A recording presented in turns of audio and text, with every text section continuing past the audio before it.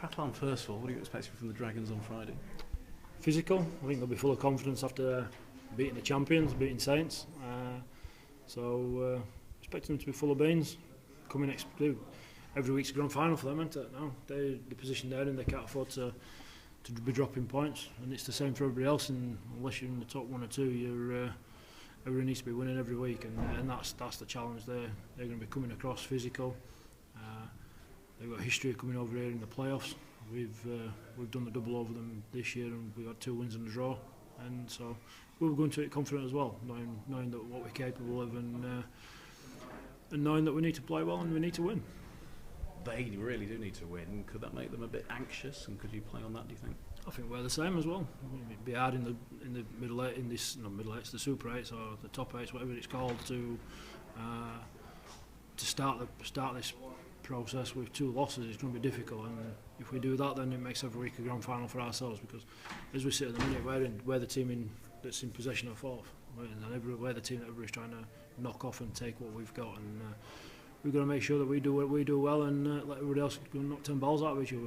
That's the thing. Do you feel like you're a big target at the moment just because you're in that 4th spot and holding on to it at the moment? Whether you feel that way or not, I think it's irrelevant. I think the fact is that is what it is, and how we handle that pressure, and obviously it's going to be seen in performances. I didn't think on Friday last week, that I didn't think we looked too bad. We just had a poor 20-25 minutes in the middle of the game.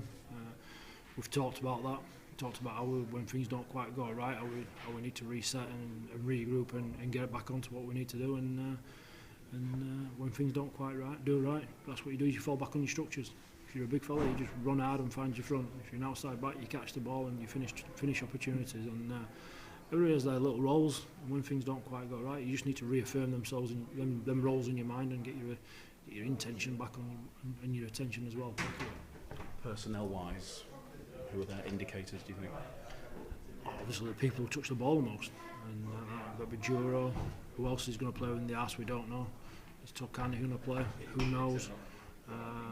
Ascari's a big one, key in there as well. I thought we did a decent job on him in the Magic weekend. We was pretty physical with him. Obviously we lost Scott Griggs, so a week suspension there, but he's a dangerous player, very, very dangerous. He's got some speed, and we have to make sure we give him the ball in opportunity in spaces that doesn't give him opportunities. We turn the ball over on our terms, and make sure that when the ball does hit the deck, because he's a quick little thing, he picks up and kicks it and chases it 100 metres. So we've got to make sure that we're the ones who put the bodies on the ball.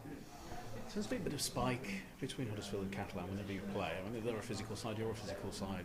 You expect some more this week? I expect 2 teams looking to win.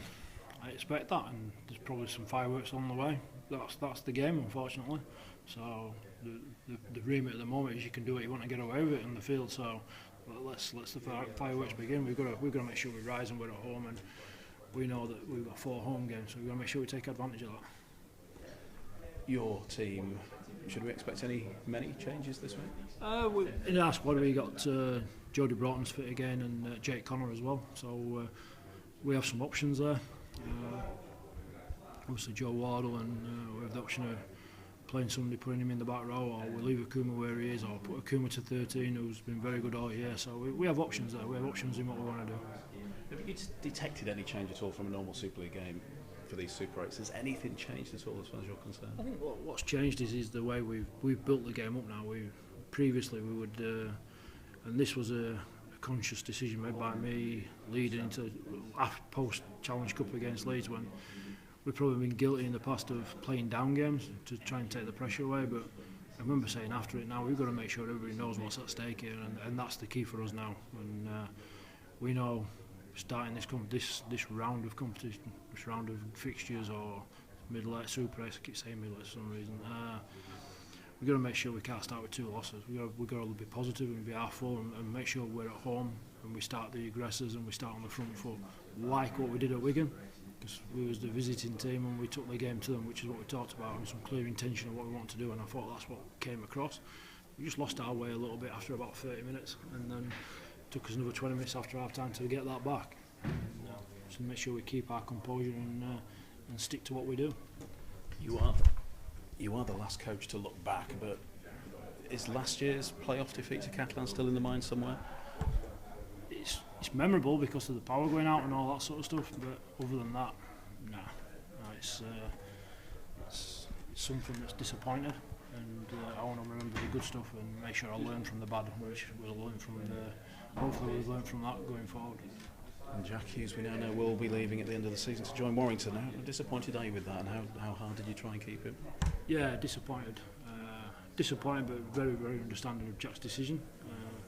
We gave Jack the opportunity. When we first made the move, I wanted to make Jack's deal permanent straight away, having a feeling of what was going to happen, and obviously that wasn't to be happened. Wigan had an option on him for next year, and they exercised their right and left it till the time when they had to let him know. And Jack and his manager, to be fair, they've done the right things for Jack as well. And I think more than anything, the travel has got the better of Jack coming travelling from Wigan.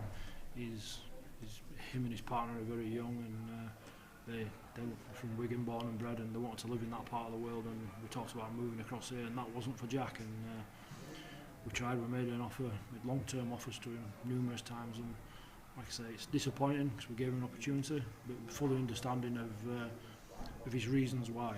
And I say, I just know that he'd be focused more than anything on finishing the year here big and keeping the level of performance that he's had all year to that high standard. So that opportunity will now fall to someone else. Will that be someone from within the club or outside of the club? We'll wait and see. What we do know is if it has to come from inside, internally, that obviously we've got young Ollie Roberts there, who's a bit of a project going forward. Who's got a lot of raps on and not quite got him into the team just yet.